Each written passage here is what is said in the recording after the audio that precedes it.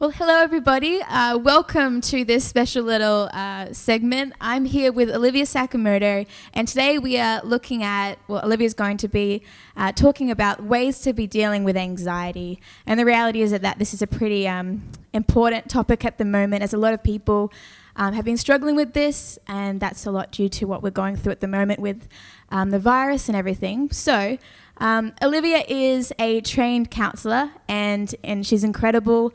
I personally love catching up with you, Olivia, because every time we get to catch up, you have so much to say, so much insight, and you're so helpful and encouraging at the same time. So I'm really excited about this. So what I did prior to this interview meeting was I asked some of our young people, what questions do you have with regard to this topic? And so I've got a few of them here, and I'm going to start off with this one. How do you deal/solve your anxiety when you feel unsteady and you don't know what's causing it? That's a really good question, Emma. And I think one of the things that we need to know from the beginning is that something did cause it. We may not be able to see what caused it at the time, but if we really sit down and allow ourselves to think about what triggered us in the past, whether it was a day ago, whether it was an hour ago or a minute ago, we'll find something. This bodily reaction, this fight and flight response that we get naturally, that's part of the anxiety, the sweaty palms, the heart palpitation, the feeling of being overwhelmed, all of these things are a natural response to thoughts that we've had or things that we've been going through, challenges that are before us. So we may not be able to identify it at the time, but if we really just sat down and had a moment, we would be able to see something that was in the near past that triggered it. Yeah.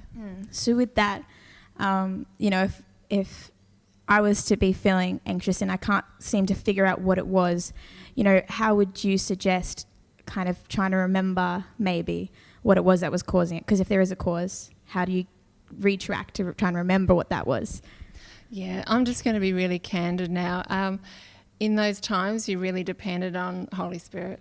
And some people don't know God, and I work with people that don't know God. So I'm dependent on, in those places, Holy Spirit showing them, and they just believe it's something like their subconscious, So we do have a subconscious, and it does bring things up. So I'm really trusting that, okay, what just triggered you? What just happened? And they are able to say it straight away. They just sit there for a moment and they're at peace, and it just comes to them. And I'm really trusting in a God that wants everyone delivered. And I know that he cares for everyone, whether they know him or not. So just sitting there and just saying, okay, what just happened? What just upset me? What am I thinking? Generally, whether you know God or not, it'll come. Yeah. Yeah, that's good. Well, that actually kind of segues into the next question, which a young person did ask. How can we relate God when dealing with anxiety? So you kind of mentioned, sitting there and praying. But are there any other practical ways you would encourage with actually bringing God into that situation? Yeah.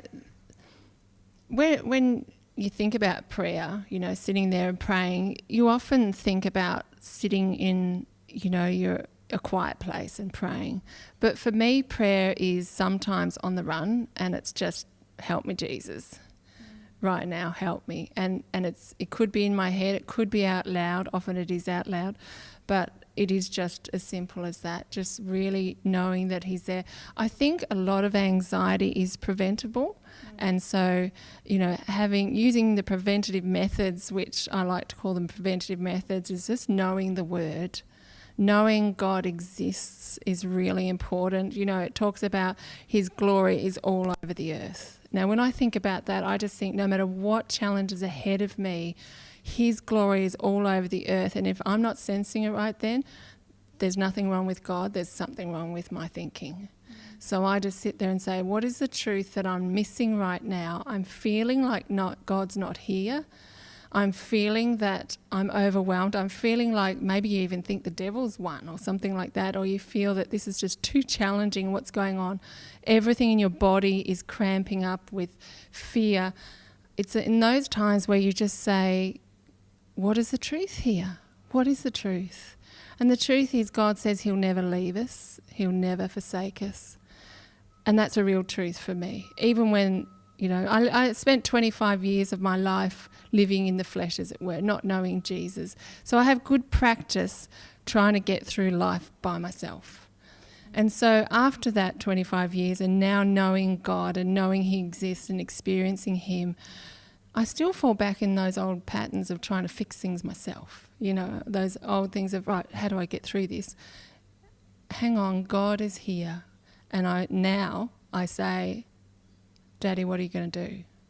This is too big for me. And sometimes I even imagine it as a massive stress. I feel the stress and I say, okay, there's the stress. I can feel it. I can see it in my mind's eye, and I just give it to God and I say, you know what, that's yours. You died for that. You sent Jesus to heal that in me. I don't know how to do it, but that's your job. It's not mine. So here is my stress. Here is the challenge. It might be a challenge. It might be, I might say the challenge. This is too challenging for me, and this is why it's challenging. I'm feeling anger, I'm feeling resentment, I'm feeling offence, I'm feeling fearful, worry. And as you're giving all of these things to God, if you've done the preparation beforehand and you've let him speak to you in the Word, and he said things to you like, cast all your cares upon me, and he said things to you like, be faithful and tie faithfulness and love around your heart, and he said things to you like, I'll always be with you and my glory will always be all over the earth. Well, when that flood of thoughts comes, you can just sort of say, okay, I'm going to discard all of that and just focus on the truth. And within seconds, minutes or hours, you will find a peace in your body again. That peace is God's response to you, opening your heart to him. And yeah, fear is real. It's really real, and challenges happen wherein, look, I just use an example of a car accident. This branch fell on our car one day, and I sat there, and the first response was, okay, we're all alive, that's good. But then the body kicked in, and I had heart palpitations. A nurse happened to be there, and she's checking my pulse, and she said, you need to go to hospital. And then I thought, hang on a minute, I was going to go to hospital if I needed to, by the way. But the truth was I was having a natural body response to fear.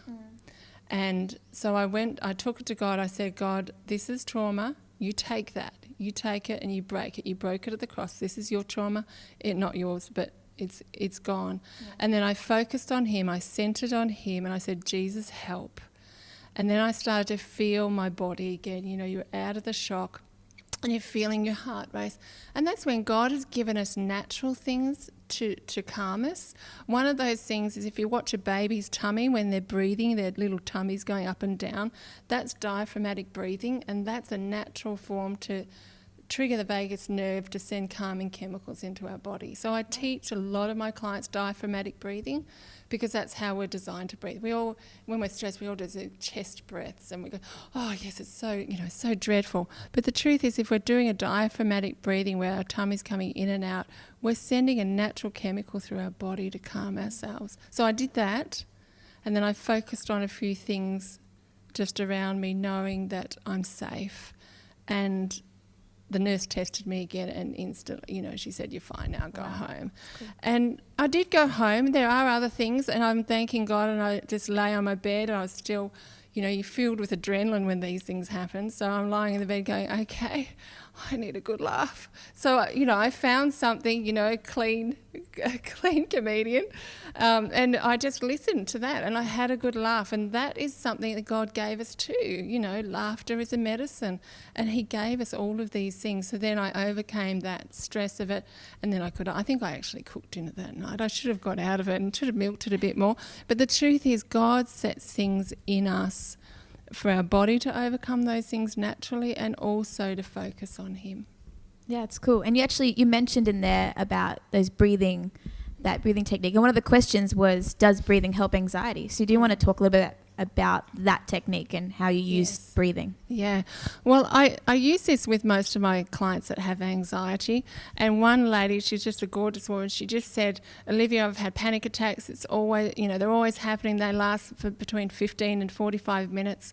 And she said, that diaphragmatic breathing you taught me just doesn't work. And I said, that's all good, that's fine. And I'm sitting there thinking, God, you created this, why isn't it working?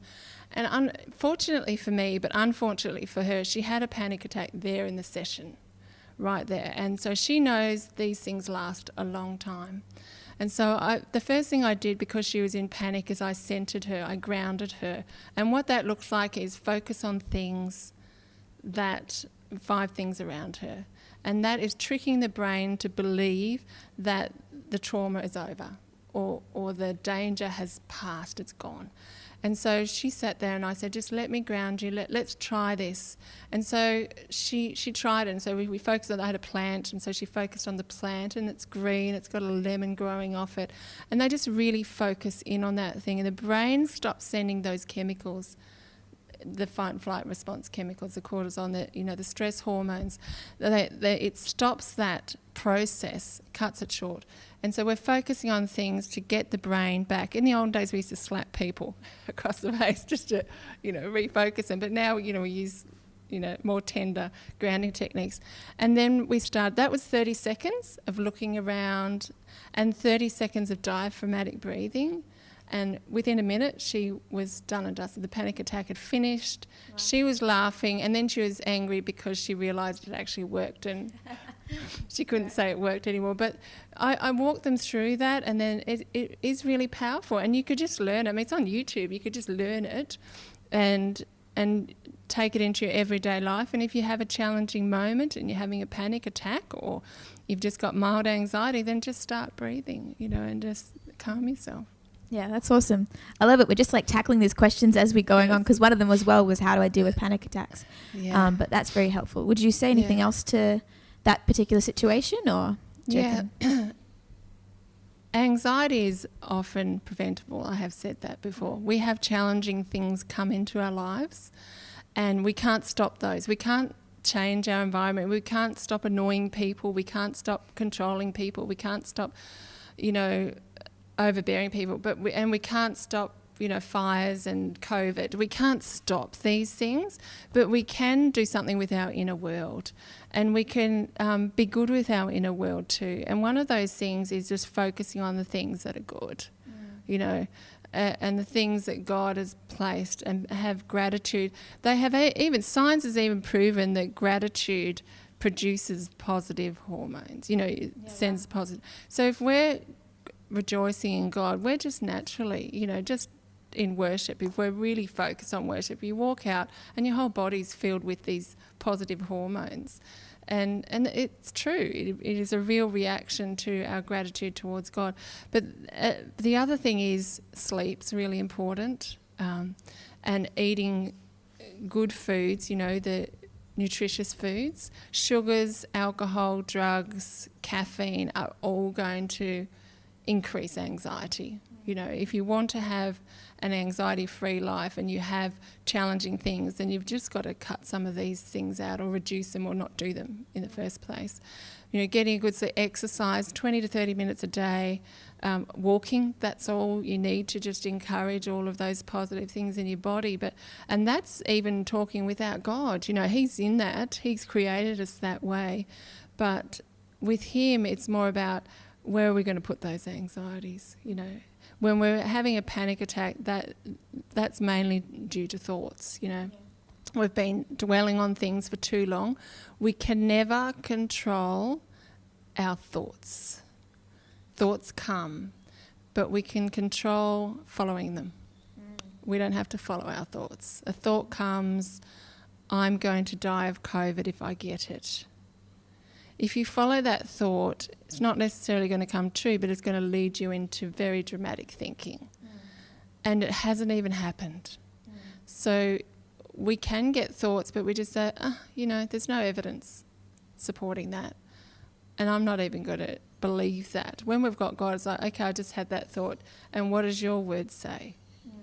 And God's got us no matter what happens to us. So for me, His word always cancels out fear. It says, my perfect love cancels out fear. If I'm living in fear, then there's something wrong with the way I'm receiving his love, and that's, I don't even have to fear that. I can say, God, I'm in fear, and now it says perfect love casts out all fear, and now I'm experiencing it, so now it's your job to help me to receive that fear. It's all, he's done it all. It's really easy. He really has done it all. People say you need more faith. You don't need more faith. You need less doubt. And even then you say, God, help me with my doubt. He's given us all faith. We don't need any more. We don't have to focus on how much we've got or how big someone else's is. We just have to focus on the fact that God, him and I are attached, and it doesn't matter how much I have. I just need to surrender the doubt that I do have, and then say, if I don't know where it's coming from elsewhere, then I just say, take it from me. Take it from me. I can feel it right now. I'm in unbelief. Yeah, it's good. And I love how you're connecting a very real thing with a very real God. But you're a trained counselor, but a lot of the time people usually think that science and God are opposites. Yes. And they don't go together. And so you're a trained counselor, but even with the very first response you gave to one of our first questions, you brought God into that, you brought the Holy Spirit into that. Yes. And I wonder if you want to speak a little bit to that. Some people think, but that's not going to help because I'm talking about science and you're talking about God, and they don't go. So how would you explain that they do perhaps go together, and, how you usually go about, because you can't actually talk about God really to patients normally. How do you usually go about that? So that's really good, because I struggled, when I was, I did my studies, it was all secular. There was no Christian counselling. And so all of my studies is secular, and I know I have a belief system that God heals everybody, and I also have a belief system that he heals this person even though I can't talk about him. And all of the things that are used are all evidence-based in what I work with. So that means the scientific community has checked it out and they've said it works. This is good for anxiety. And then I look at it from God's perspective and say, you just created us that way. That's you created breathing that way, you created the nutrients that way, you created exercise movement that way, you created everything, and we're just, making it sound all scientific. But so you can leave God out of the whole picture, not in my head, but you can leave him out of the conversation and still see someone break through. They can still get relief from their anxiety and depression. This is stress, anxiety, depression. It's all sort of not in one bag, but you can utilise the same things. And it's all about what they're thinking. What are they feeding themselves as well? One of the things I say to many young people and elderly is, what are you thinking? What are you dwelling on? What are you putting in your ears that's going into your heart? And that might look like I listen to the news every night. I look at social media all the time. I'm looking at all the likes and the dislikes, and that person didn't and then they did there. And they're evaluating their self-worth through the eyes of their social media. And so I'm saying, what are you doing and what do you need to stop doing to calm that inner world?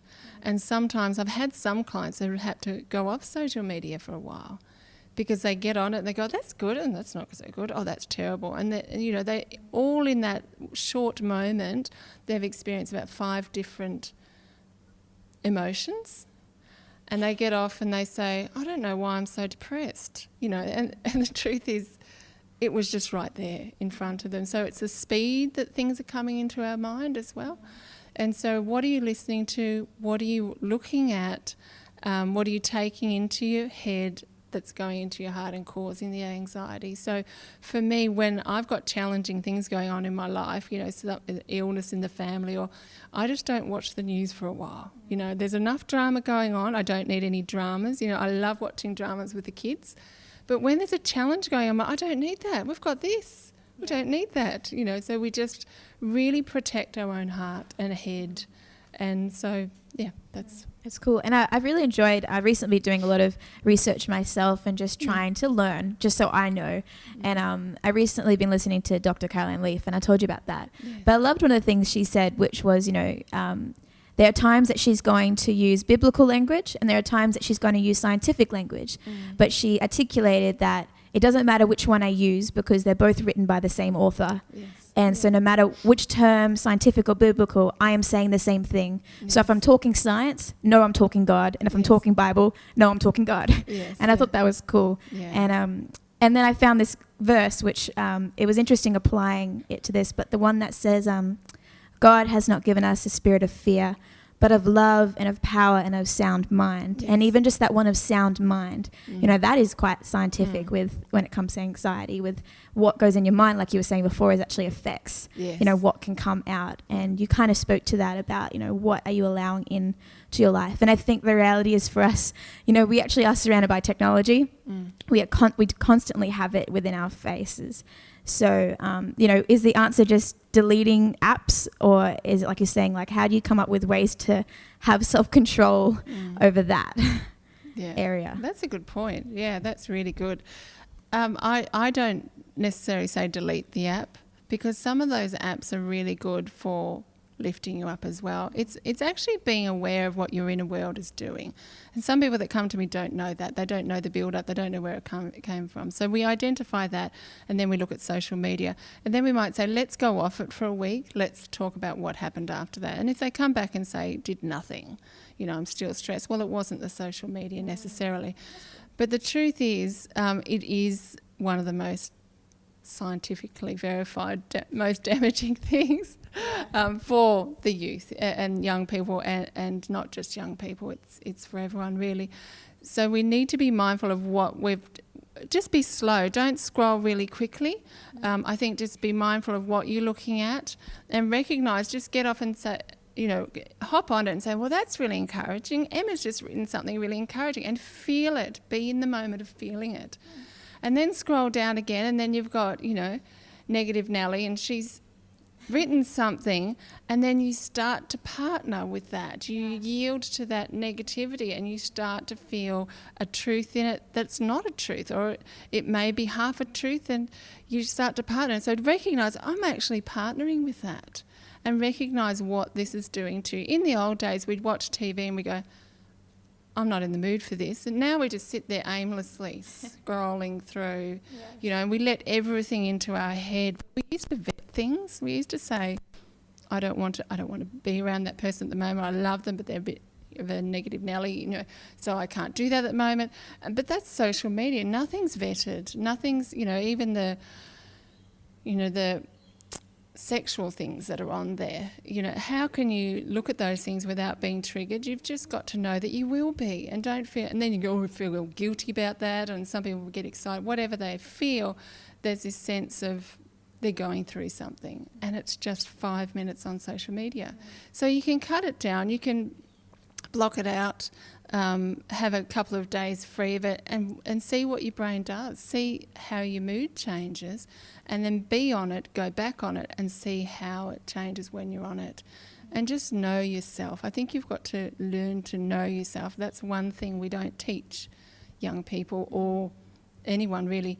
We don't teach them how to know what their inner world has done. That person just said that, and now I feel dreadful. Is it that person's words? Was it their words, or was it what's going on within us? So you might want to edit that bit out, because that was a bit all over the shop. Yeah, just this bit anyway. Yeah. What was I going to say? Sorry. No, you're right. Scrambled. I was going to say, okay. So that's really great. I really love what you were saying. That's actually awesome. What I was going to ask then from that was, there is a danger at the moment with just deleting social media, because that could cause a problem of deleting all your contact with everybody, because everyone's kind of isolated. So, and I think some people are doing that though. They're struggling, and so they're deleting all their social media, but then they're not having contact with people. Yes. And would you say that that's unhelpful, to lose contact with humans in general? we're not an island. Yeah. And I think one of the things that anxiety, depression, and stress does to us is isolates us. Yeah. So deleting an app because it irritates us is fine. But the truth is you've got to ask yourself, who have I just disconnected from? If it's your parents and family and all your support group are through that social media app, then you've just deleted your support group. And everybody needs a support group, not just people with anxiety, people with the app. We all need a support group. Everybody does. So I always identify people's support group, and if they can't identify it themselves, then we start saying, well, tell me, let's have a look and maybe create one if they need one. But we're not an island, and we do need people. We need people to encourage us, and that changes our internal world. And we need people to be horrible to us, and that changes our internal world. Not for the negative, for the good. We learn to be patient, forgiving. We learn to overcome offences. We learn to hold on to God in the most difficult times, all of those things. And we don't want to disconnect from those by getting off social media. So at the moment, a lot of people don't like video links. They don't like phone calls, but they have to do them. Otherwise, the isolation is more unhealthy than having a bad video link or a bad phone call. It's just too hard. I can't see you. I can't connect. It's not a truth. We can connect with human beings if we need to. Yeah. That's great. And I've got one final question, and then we'll kind of wrap it up. Yeah. But I think this one's quite helpful, it will be helpful, because I think a lot of people do struggle with this from time to time, or more often than not. The question was, I struggle to sleep at night. How can I turn off my mind so I can sleep? If you could talk to that a little bit. That's good. Well, this is also preventative, so our minds go really quickly, and I just hate saying this part, but that chocolate that you're eating... all those sugars and all those caffeinated drinks, any alcohol, all drugs, all of these things increase the brain speed. So, you're going to have rapid thoughts with them. So if you don't want to have rapid thoughts, then, I'm not saying go off chocolate, but just don't eat the whole block in a day, or the whole biscuit packet. Be mindful of what you're putting into you that's increasing your thoughts. And for me, one coffee would do that. And some people can do 8 coffees, but anyway, we won't go there. I think it's just be mindful that things can increase. And also worry and fear. So that adrenaline rush that you get, you start to worry, that's going to increase your thoughts as well. Sleep is one of the best things, not sleeping during the day. I'm talking having a regular sleep pattern is one of the best things to overcome those rapid thoughts. If you've got you're getting up at the same time every day and going to bed at the same time every day, not having those nano naps that they talk about that break the sleep pattern, it's a really healing thing. And again, God created it, and He's in it. And so if you've got... We often have rapid thoughts when we're worrying. So if we're going to bed and it's the first time we're quiet, there's no social media, there's no family talking to us, there's no school, there's nothing around us yabbering, and suddenly all these thoughts come, and we start to think, we can solve the world. I can solve this crisis, and we go into all these worries and these thoughts. But what we're doing is creating that chemical reaction again. If you see your body as a chemical reaction where you're going to be in that fight and flight response, and you're going to have rapid thoughts.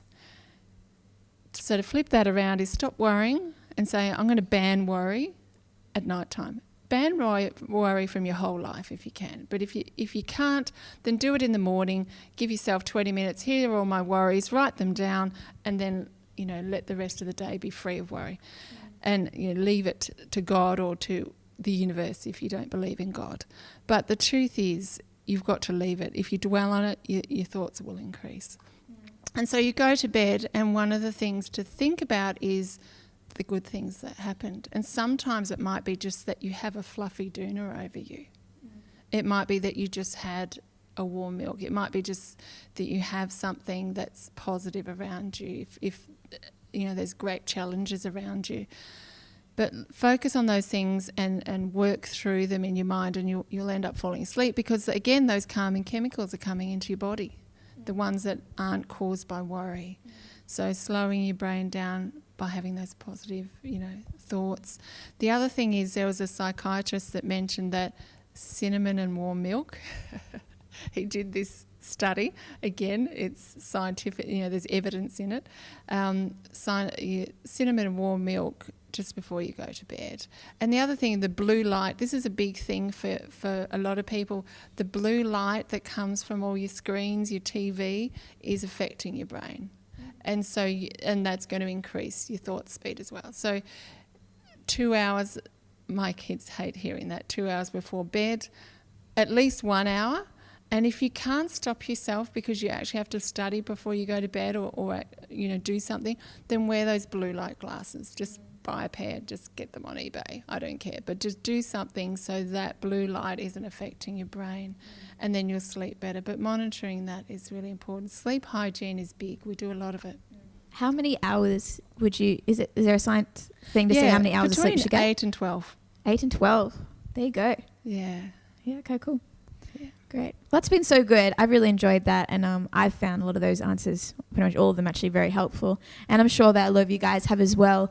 And if there's any more questions you have about anxiety, ways to deal with it, feel free to throw them in the comments, because you never know, we could do round 2 of this sometime, and if there's any others. But just to wrap up, if there's anything else you'd kind of like just to say in general about the reality of this time and dealing with anxiety and all those things, what else would you say? Yeah, I think the biggest thing to know is that we're all in it. Yeah. And one of the biggest falsehoods in people's minds is that I'm alone in this and nobody will understand. And guaranteed everybody would understand right now. And so we're never to have that falsehood in our head that we're alone. And reaching out to help someone else is often a way of helping yourself too. So you need people around you. You need to expand your support group, identify who are the people that are good at supporting me, who have my back, who are they, and just be around them, text them, email them, FaceTime them, just have that input in your life, and just realise that your brain lies to you a lot. You have a lot of lies. And so be around people all the time as much as you can, even though we're going to have this social distancing thing going on. You still need people, and you're never alone. And if you do feel alone and your thoughts have gone to a place that are really deep and very dark, then reach out for help. Talk to parents. Go and get some professional help. There's nothing wrong with it. If you've got a broken leg, you go to the doctor and get your broken leg fixed. If your brain is doing silly things on you, then you just go and get help. And there's nothing wrong with it. It doesn't make it permanent. It just makes it part of your journey, and it's a beautiful one. That's great. Well, thank you so much for joining. No worries. It has been so great to talk to you. Just to finish, this wasn't planned, but I just think maybe really great if you'd like to just pray for us, and for those who are watching, just those who might be dealing with this right now, and actually asking the Holy Spirit to come and help. That'd be all right? No worries. Cool, let's do it.